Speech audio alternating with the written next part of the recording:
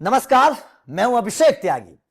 जिस अमेरिका में आप डॉक्टर्स की बात करिए, आप शिक्षा की बात करिए, आप तकनीक की बात करिए, इंजीनियर्स की बात करिए, वैज्ञानिकों की बात करिए, गिनते चले जाइए।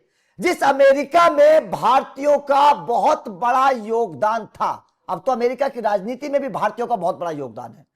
उस अमेरिका में जब ट्रंप शासन में आए तो ट्रंप का दिमाग घूम गया। ट्रंप को लगा, क्योंकि मोदी सरकार झुकी नहीं।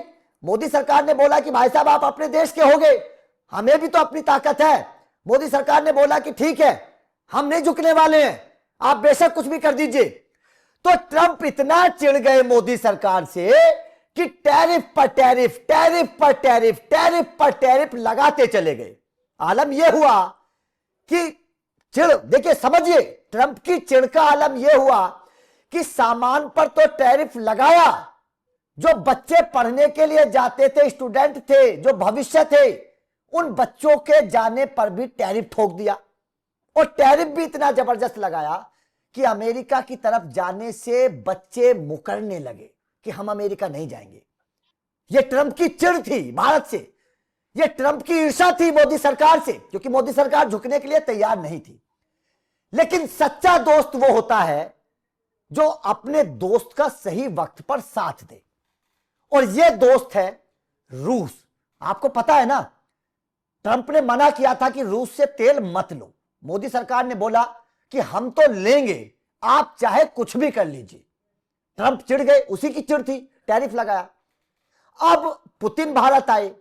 पुतिन जब भारत आए तो उसके बाद एक बड़ा अपडेट आ रहा है कि रूस एक बहुत बड़ा नियम बनाने वाला है, और इस कानून के तहत भारतीयों को, जो भारतीय विदेश में रहना चाहते हैं या फिर रूस में जाकर आप अपना नौकरी करना चाहते हैं या फिर आप परमानेंट वहां पर रहना चाहते हैं, क्योंकि भारतीयों की संख्या अमेरिका में बढ़ने लगी थी। लेकिन ट्रंप को ऐसी परेशानी हुई कि उन्होंने टैरिफ पर ठोकने के साथ साथ भारतीयों को जाना कम कर दिया। अब रूस एक नियम लाने वाला है, सच्चे दोस्त की तरह। रूस का इस नियम का फायदा भारत को होगा। रूस में दरअसल जॉब मिलेंगी, परमानेंट रेजिडेंसी मिल सकती है, और रूस जो है वो स्किल वीजा लाने की तैयारी कर रहा है। इस स्किल वीजा के लाने से क्या होगा यह भी थोड़ा सा आपको समझा देते हैं। दरअसल रूसी राष्ट्रपति व्लादिमीर पुतिन ने शिखर सम्मेलन के लिए भारत की अपनी राजकीय यात्रा से पहले इस संबंध में एक आदेश पर हस्ताक्षर किए। इस वीजा प्रोग्राम के जरिए scientific, economic, industrial, educational, cultural, business और स्पोर्ट्स जैसी फील्ड से जुड़े विदेशी नागरिकों और उनके परिवारों को बिना किसी इमिग्रेशन कोटा या रूसी भाषा का टेस्ट पास किए बगैर 3 साल के लिए टेम्परेरी रेजिडेंसी पाने के लिए आवेदन की इजाजत मिलेगी।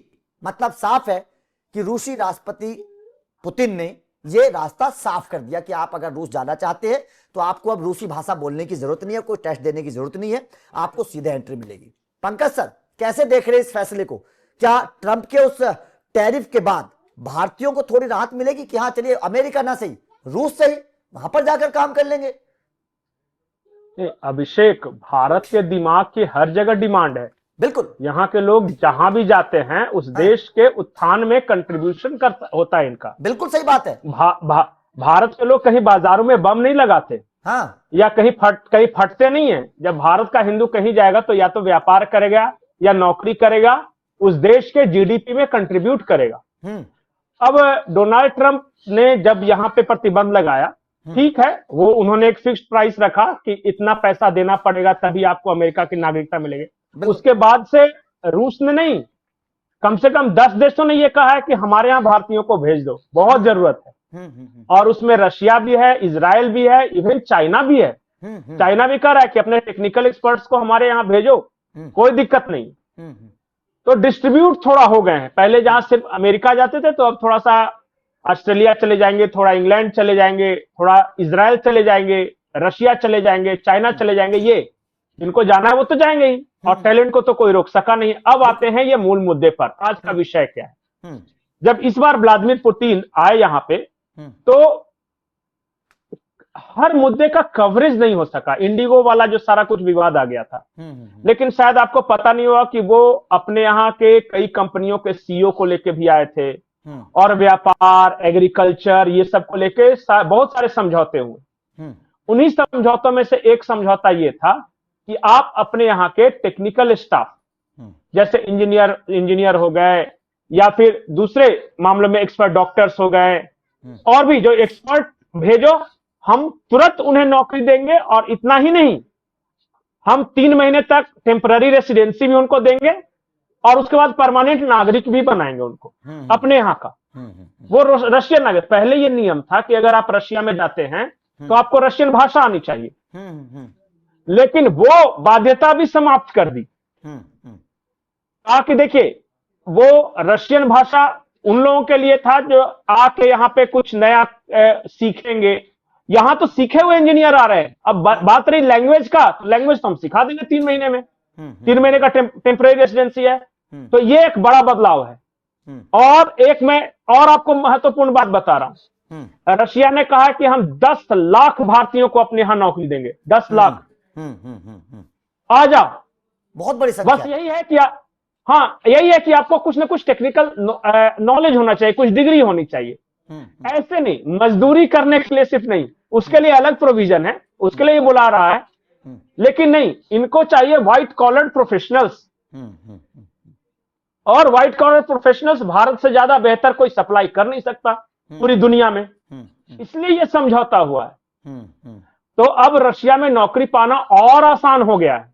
बिल्कुल बिल्कुल।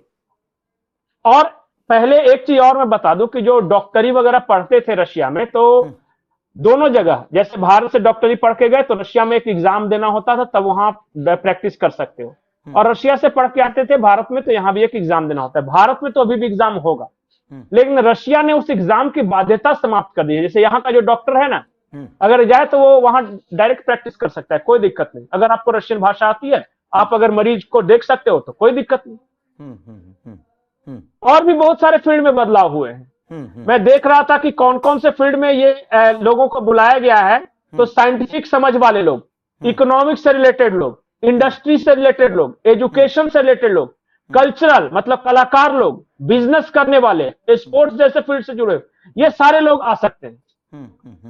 3 महीने तक उनको टेम्परेरी रेसिडेंसी मिलेगा, और बाकी 3 महीने के बाद उनको परमानेंट रशिया का नागरिक बना लिया जाएगा। तो ये है बड़ा बदलाव। एक तरीके से भरोसा जता रहा है ना रूस। जो रूस भारत को ये बोल रहा है कि भाई साहब, हम आपके नागरिकों को परमानेंट रेजिडेंसी देने के लिए तैयार हैं, मतलब साफ है कि रूस तो एक बहुत बड़े दोस्त वाली भूमिका निभा रहा है, भरोसा कर रहा है भारतीय नागरिकों पे।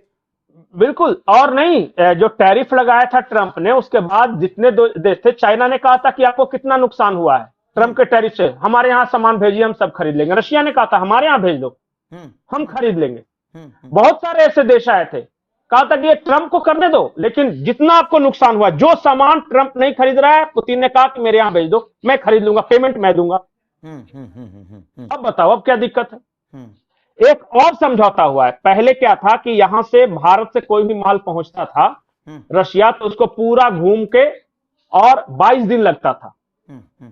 अब क्या हुआ कि एक नया रूट इन्होंने तलाशा, वो सिर्फ 13 दिन में माल पहुंच जाएगा।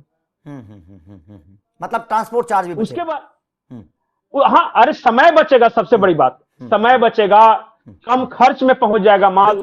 बिल्कुल। तो इसलिए मैं कह रहा हूं कि जो इस बार का रशियन प्रेसिडेंट जो व्लादिमीर पुतिन का था, देखिए क्या है, लोगों को सिर्फ इस बात में इंटरेस्ट था कि कितने हथियार भारत ने खरीदे, तो कितने क्या हुए।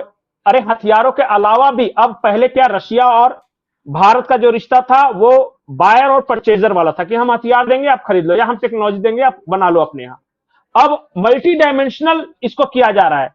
एग्रीकल्चर में भी रिश्ता रहेगा, बिजनेस भी हम ज्यादा करेंगे, स्पोर्ट्स में भी रिश्ता रहेगा, कल्चर में भी रहेगा, इकोनॉमिक फील्ड में हम एक दूसरे का सहयोग करेंगे। तो मल्टी डायमेंशनल रिलेशंस ये किया जा रहा है, और इससे अस्थायित्व आता है। बिल्कुल, माहौल अच्छा होता है तो ये बिल्कुल। हाँ बिल्कुल। नहीं, अब तो क्या है कि देखिए, आजकल तो सारे देशों के रिश्ते मोर और लेस ट्रेड और कॉमर्स पे हैं। तो जिसका ट्रेड और कॉमर्स आपस में ज्यादा बढ़िया हुआ, उसके रिश्ते अच्छे हुए। अमेरिका में सब कुछ ठीक चल रहा था, और बड़ी मेहनत के बाद जॉर्ज डब्ल्यू बुश जूनियर के बाद से जॉर्ज डब्ल्यू बुश जूनियर हुए, ओबामा हुए, ये सब ने धीरे धीरे भारत के साथ रिश्ते अच्छे करने शुरू कर दिए थे। लेकिन आ गया एक बीच में ट्रंप, और इसका पर्सनल ईगो है। सही बात। अमेरिका का नुकसान हो फायदा हो नहीं, ये इसने जो सोचा है वही होना चाहिए। तो इस वजह से अमेरिका का नुकसान है, भारत का तो आज तक नुकसान नहीं हुआ। टैरिफ लगाने के बाद बताइए भारतीय अर्थव्यवस्था में क्या असर पड़ा। आज मुझे लगता है कि 3 क्वार्टर के नतीजे आ गए हैं उसके बाद से, टैरिफ लगाने के बाद से। तीनों क्वार्टर में भारत का ग्रोथ रेट बढ़ा ही है। बिल्कुल सही बात है। अमेरिका का जीडीपी ग्रोथ रेट कम है, वहां नौकरियां कमी है। तो ये ट्रंप को सोचना है, बैकफायर कर गया उसका। और आज की तारीख में ट्रंप कोशिश कर रहा है कि भारत के साथ कैसे रिश्ते अच्छे करे, लेकिन वो इतना ज्यादा बोल चुका है ना कि उसको भी तो एक फेस सेविंग कुछ मुद्दा चाहिए ना। कैसे करेगा? बात है सर, किसी शायर ने खूब कहा है कि दुश्मनी उस लेवल तक करो कि जब आंखें मिलाने का वक्त आए तो आंखें चुरानी ना पड़े। बिल्कुल सही बात है। आज ट्रंप जब आंखें मिलाने का वक्त है, क्योंकि एहसास तो हो रहा होगा, बर्बादी के कगार पर तो अमेरिका पहुंच गया है, एहसास तो हो रहा है। जब एहसास हो रहा है तो अब वापस कैसे आए, क्योंकि वो तो जन क्या क्या बोल चुके हैं, न जाने कितनी भारत को दर्द दे चुके हैं। उस वक्त नहीं सोचा, लेकिन अब तो एहसास हो रहा होगा। लेकिन अब एहसास करने से क्या फायदा, अब तो चिड़िया चुग गई खेत ट्रंप साहब, अब कुछ बचने वाला नहीं है। अब तो रूस ने दोस्ती का हाथ बढ़ा दिया है ना, अब तो अमेरिका तो कहीं चला जाए, ट्रंप कुछ भी बोले, अब उसका कुछ फायदा होने वाला है नहीं। लेकिन आपका इस खबर पर क्या कहना है? जिस तरीके से रूस ने दोस्ती का हाथ बढ़ाया है और भारतीयों को एक तरीके से रास्ता दिखाया है कि आप हमारे घर में आइए, आपका स्वागत है। अमेरिका बेशक आपके साथ कुछ भी कर रहा है, आप हमारे मेहमान हैं, आप हमारे घर में आइए। आप इस फैसले को कैसे देखते हैं, कमेंट करके बताइएगा। बाकी लगातार अपडेट मिलते रहेंगे। Thank you very much.